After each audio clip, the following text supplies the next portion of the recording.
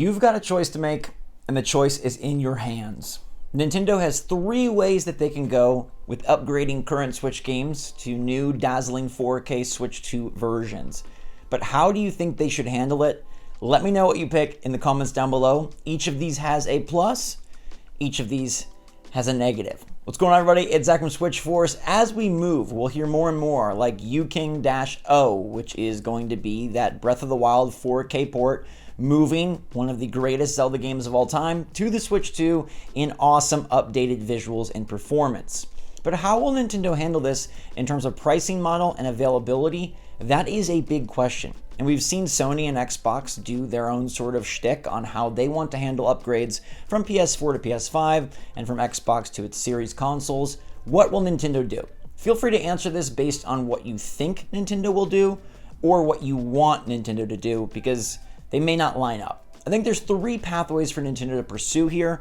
One is that they give you the upgrades for free. You pop in the Switch cartridge into your Switch 2, voila, it's upgraded. 2 is they charge $10 to $15 for the upgrade. As we've seen with some games, when you pop your PS4 disc into your PS5, it's like, you can have it all for $10. And 3 is they re-release the game completely at a $70 price point. So hit that like button if you enjoy these videos and if you're excited to play your Switch games again. Honestly, I think it's going to be pretty cool because the Switch has some of the greatest Nintendo titles of all time. And we really haven't had much of an opportunity in the past, save for a few remakes here or there, to take awesome games and then a few years later, make them even better. It's something that other consoles get to experience, but Nintendo really has not. And let's take Breath of the Wild, for example, because that's the one that we are the closest to knowing is a reality. There have been many rumors about Breath of the Wild being demoed in 4K to show off the power and potential of the Switch 2. And then we have that Midori rumor about U-King-O, which would be the O-ounce Switch 2 codename version of Breath of the Wild and would inevitably be a 4K, nicer running, nicer performing, nicer looking port. Let's take the first option, which is you pop the card in and you get it. That to me is the greatest for players because it's zero cost. Now, of course, they can release a new version and sell that to players who maybe didn't experience Breath of the Wild or whatever game we're talking about here. But the problem with that I see is I feel Nintendo puts the least effort in if there is not dollars and cents on the line. I feel like any company probably approaches it this way. If it is a free upgrade, it might be the slightest. Yes, you might get up-resing, but will you truly get totally new visuals? And for example, maybe the Breath of the Wild 4K cartridge for Switch 2 actually holds more than just putting your Breath of the Wild 1 card in and getting it upgraded. Like maybe those two things don't equate, and I could see that causing a lot of fan frustration. Honestly, this would still be my pick though, because you still would get some boost. I'm sure some games would see more of a boost than others. Some games would get all the content. Some games might, have a big $70 collector's edition special version that they really want you to buy. But anytime we can get an upgrade for free to capitalize on the investment we've already made on Switch 1 software and then take it to Switch 2, I'm in. Sign me up. The middle option is that they charge $10 to $15 for the upgrades, and I honestly don't think that's too bad of an option either. We've seen that happen with PlayStation titles, and I feel like it's solid value. You're not paying the full price, you're not paying half the price, you're not even paying a quarter of the price. You're paying a small percentage of the price to say, hey, take my version of the game and transform it. Cue that one song about I Can Transform You. Or any Transformers movie, I suppose. Or any Transformer toy. Basically just cue Shia LaBeouf. Anyhow, I think that this is probably Nintendo's most weird option. Because for them, they're not super big on games as services. They're not super big on DLC. They're not super big on transitions. Nintendo has struggled in the past with how they move one group of gamers from console to console.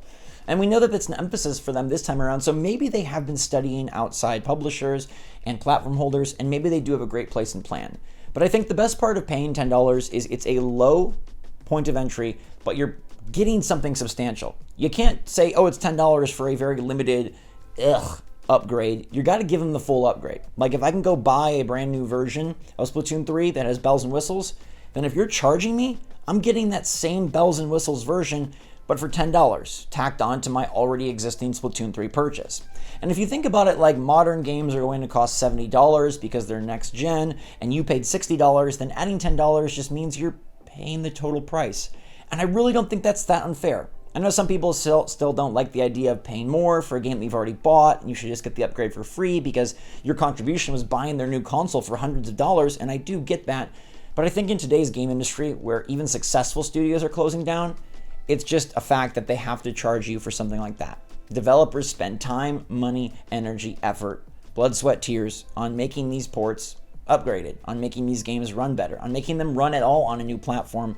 And so I think that is something that is worthy of our coin. I love that option because it gives you the choice. You don't have to upgrade. You can still play it backwards compatible in the Switch 2. But if you want to upgrade, it's $10. It gets dangerous if they say the only way it works in Switch 2 is you have to buy the upgrade. That I don't like. But I believe based on rumors and Nintendo's desire to make this transition smooth, they will employ backwards compatibility in a really great way. That's why the third option doesn't feel as nefarious or scary to me. The third option being you gotta buy a $70 new version to get all of the upgrades. Now in this methodology, if they did not allow you to even put in your Switch 1 cart, now this is scary business. Now the only way to play Breath of the Wild on Switch 2 is to buy the $70 new version. That's awful. That means I have to double dip if I even want to play the game I already own. No. I don't think Nintendo will do that. I don't think they're that ruthless. I don't think that they want to make the transition that sticky. I think it will be backwards compatible, but there's a world where the only way you get the upgrades, the only way you get the improved version, is by rebuying the game. Your Switch 1 version will play as a Switch 1 version. Your Switch 2 version, though, you're going to have to rebuy it. Frankly, I think this is the worst option, bar none, and I don't see how you can make an argument that it's a good one. Having to rebuy a game that you already have just to get some upgrades, some improvements, even if they're substantial, even if they add a side quest, even if they, put in some, what do they love to do? Concept art and music tracks. Like, it's not worth it, and it feels bad.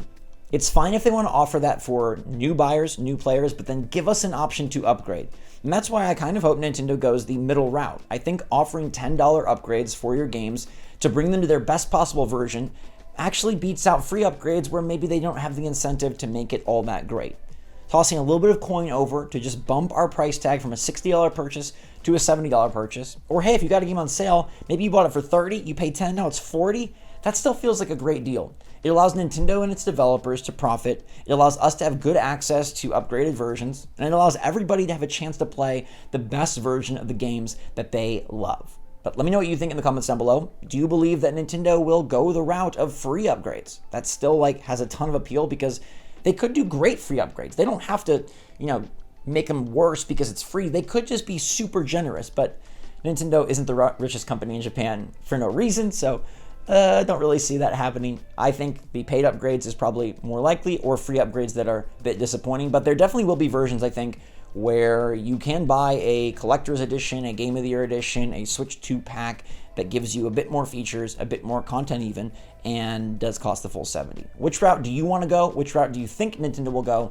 Let me know in the comments down below. We're closer than you think to this getting revealed and announced. When the Switch 2 comes, we'll start seeing this. Maybe not just from Nintendo, but third parties as well, as we try to figure out how does a game like Doom Eternal transition over to the Switch 2. It runs okay on Switch, it's playable, but can they go and turn a few dials? Well, it's more work than that, but can they theoretically turn a few dials and then make your experience that much better? Now it's like playing Doom Eternal on a Steam Deck, but on a Switch 2. Anyways, until next time, give me your thoughts in the comments down below. Stay safe, stay healthy, stay happy, stay positive out there. I love you lots. SwitchForce out.